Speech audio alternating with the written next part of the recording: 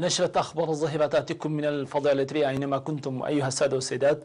سلام من الله عليكم، ونستهل هذه النشرة بأبرز عناوينها.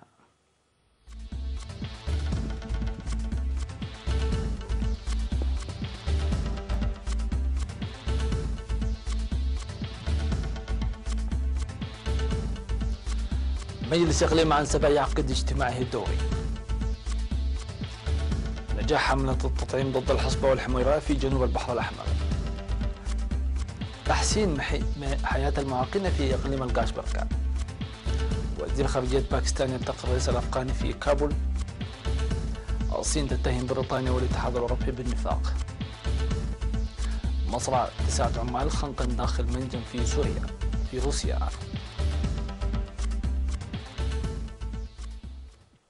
أهلا بكم إلى التفاصيل. نظم مجلس إقليم عنسبة في 22 من ديسمبر الحالي في مدينة كرن اجتماعه الدور 21 وقيم أنشطته. وبعد أن استمع المجلس إلى التقارير المقدمة من كافة الأقسام والاتحادات والشرطة، بحث إشكالية تأخير دفع الضريبة وسبل حلها وأوضاع الأنشطة الزراعية والحبوب والأراضي المزروعة ونتائجها، إضافة إلى متطلبات وضمان الأمن الغذائي وقضايا أخرى مرتبطة بذلك.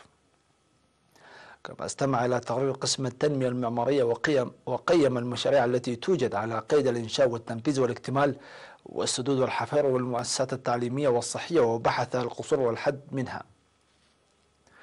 وقدم المجلس آراء وتوصيات منها تنظيم دورات تأهيلية للشعب من أجل الاستعداد المسبق للخريف القادم والدفع بالنظافة البيئية ومواصلة حملة تطعيم الأطفال وإيجاد الحلول للقصور الظاهرة في تدني نتائج الطلاب والتعرف على أسبابها وغيرها من الآراء والتوصيات. وفي الكلمة الختامية التي ألقاها حاكم الإقليم السيد علي محمود، ذكر فيها أن توريث القيم السمحة على الأجيال المتعاقبة مسؤولية كافة المواطنين، منوها للعمل الجاد لنكون نموذجا للآخرين.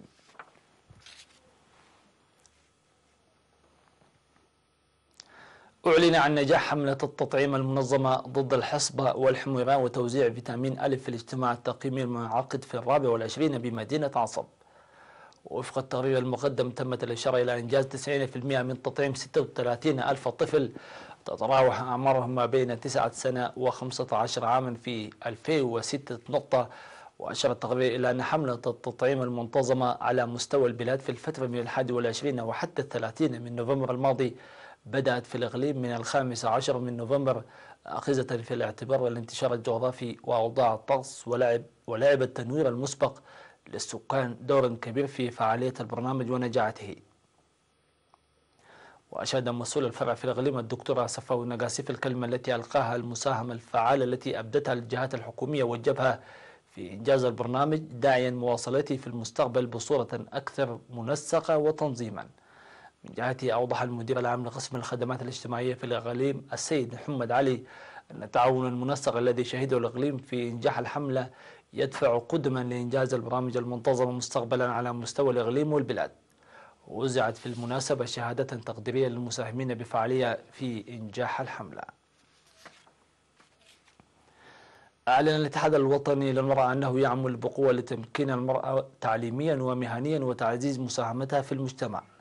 وقدمت رئيسة الاتحاد في السمينار المصحوب بالصورة المتحركة الذي عقدته يومي 22 و23 من ديسمبر لمنتسبات الدفعة 32 للخدمة الوطنية وطالبات مركز التأهيل المهني بسوة، قدمت توضيحا حول تقوية المرأة وأهميته في المجتمع والمرأة والمهنية وكذلك المرأة والتعليم. وقالت أن رؤية الاتحاد هي بناء إثيوبيا المزدهرة التي ينعم فيها الجنسين بالمساواة، داعية المرأة للاستفادة من فرص التعليم المتاحة لتحقيق هذه الرؤية. وأشارت إلى مساهمة المرأة في المجالات كافة بالخروج من ضغوطات العادات، موضحة الاهتمام لخلق أرضية العمل وضمان الإنجاب الصحي وتقوية القدرات الاقتصادية للمرأة واحترام العمل المنزلي.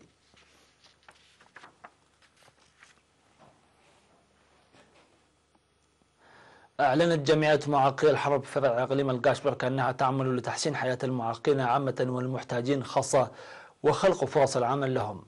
وأوضح رئيس الفرع السيد شمولي ولد قرقيش في الاجتماع الذي عقد بمدينة بارنتو أن الجمعية تقدم القروض للمعاقين لإيجاد فرص العمل إلى جانب الدعم الحكومي والشعبي، لكن عدم إعادة القروض في أوانه حد من البرنامج، داعيا الفروع المصغرة للعمل الجاد لإعادة القروض.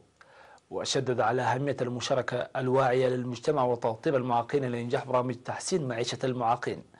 وأوصى المشاركون في الاجتماع لإعادة النظر في المدفوعات الشهرية للأعضاء وإقامة مراكز المعاقين لتنمية إيرادات الجمعية وتنفيذ برامج تدريب المعاقين والرقابة على الدعم المالي والعين المقدم للمعاقين. ويضم فرع جمعية معاقي الحرب في إقليم القاش بركة 3362 عضو.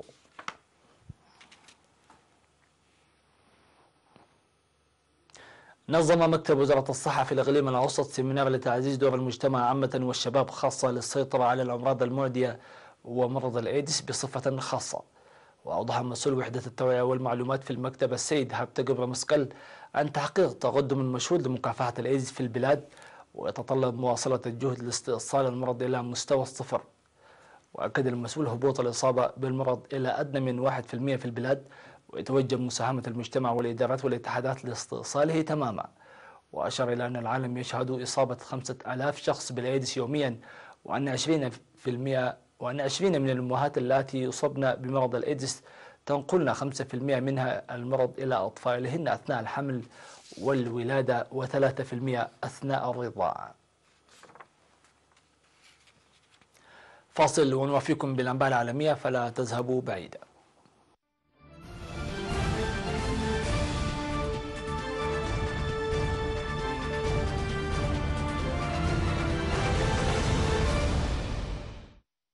أهلا بكم من جديد. أكد الرئيس الأفغاني أشرف غني ووزير الخارجية الباكستاني الشاه محمود قريشي أكد الحاجة لتطوير العلاقات بين بلديهما. جاء ذلك في اجتماع عقده الجانبان في كابول بحثا خلاله العلاقات الثنائية والقضايا محل الاهتمام المشترك، خاصة ما يتعلق بعملية السلام الأفغانية. وذكر القصر الرئاسي الأفغاني في بيان أن الجانبين ناقشا العلاقات الثنائية والمسائل ذات الاهتمام المشترك والتطورات الإقليمية إلى جانب عملية السلام في أفغانستان. وأضاف البيان أن الجانبين شددا خلال المباحثات على الحاجة إلى تطوير العلاقات الثنائية، فيما جرى التأكيد كذلك على أهمية التعاون الإقليمي والعالمي بشأن عملية السلام في أفغانستان. وقال قريشي أن السلام والاستقرار في أفغانستان ليسا مهمين لتنمية البلدين فقط بل للمنطقة بأسرها.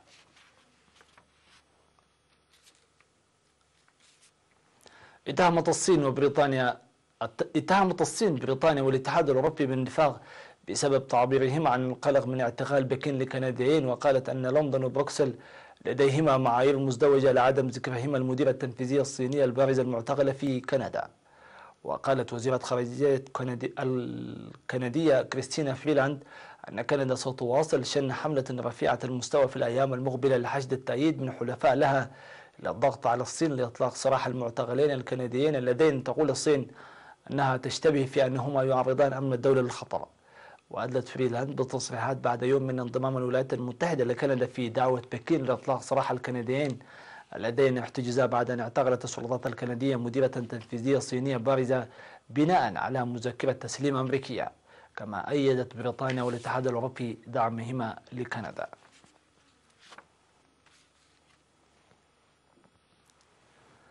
قالت لجنة التحقيقات الروسية أن 9 عمال حاصرهم الدخان داخل منجم تابع لشركة أورالكالي الروسية لإنتاج البوتاش لقوا حتفهم على الأرجح.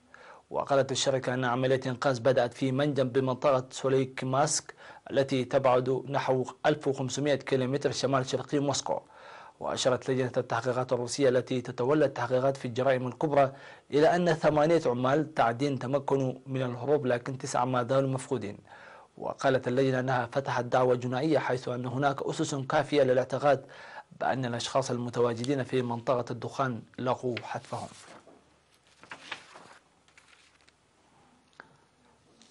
وفي ختاما، أطلقت شركة سبيس إكس صاروخا يحمل قمرا صناعيا عسكريا أمريكيا لتحديد المواقع من قاعدة كيب كانافرال بولاية فلوريدا، فيما يمثل أول مهمة تقوم بها شركة النقل الفضائي في مجال الأمن القومي لحساب الولايات المتحدة. وانطلق فالكون 9 حاملا قمرا صناعيا بلغت كلفته نحو 500 مليون دولار، وقامت بتصنيع شركة لوكهيد مارتن. وألقيت الأسبوع الماضي 4 محاولات لإطلاق الصاروخ، من بينها محاولة ألقيت بسبب سوء الأحوال الجوية ومشكلات فنية. ويمثل الإطلاق السابق بنجاح انتصارا مهما لشركة سبيس التي قضت سنوات تحاول اقتحام السوق المربحة المتعلقة بإطلاق أقمار صناعية عسكرية، والتي تهيمن عليها شركتا لوكهيد وبوينغ.